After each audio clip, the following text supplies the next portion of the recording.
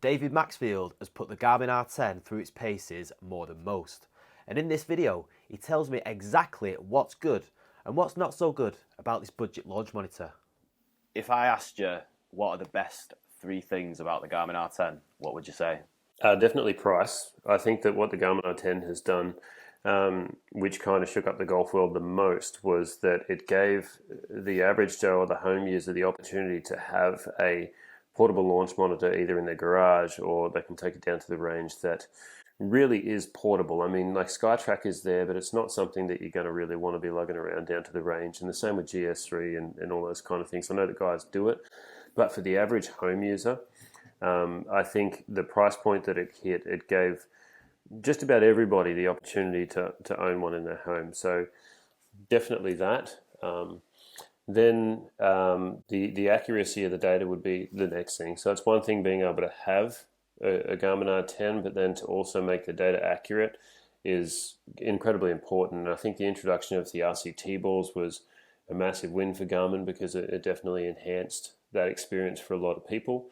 And then third, I'd just say how the platform is open. They haven't locked off the platform to their own software. They haven't tried to bed it down. Like, I think that they know that, you know, their software has still got a way to go, even though it's pretty good. It's still got a way to go. So they've been able to open it up to guys like Awesome Golf. They've given you E6 straight off the back with 5 free courses.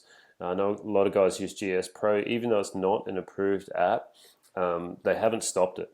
Like they haven't put a block there where the API doesn't work. So they've left that open API there, even though GS Pro isn't an approved app. So, you know, you got to give them a thumbs up for that. They recognize that their platform has some downsides, and they've partnered with people to make that user experience better. So on the other hand then, if I have to ask you what is the worst thing about the Garmin R10, what would you say? Maybe the fact that it is a hard one, because I think for the price it's a great unit, and there are downsides definitely. I think like setting it up on the stand, it can be frustrating because you've got to set it up and align it all the time and calibrate it. I would prefer if the Garmin R10, I did have a video that went out that said what needs to change or what must change with the Garmin R10. Like I'd prefer if it had either its own internal leveling system or even a base that could be adjustable, you know, like kind of like the Mevo Plus or something like that, just to put it at the right height or the right angle.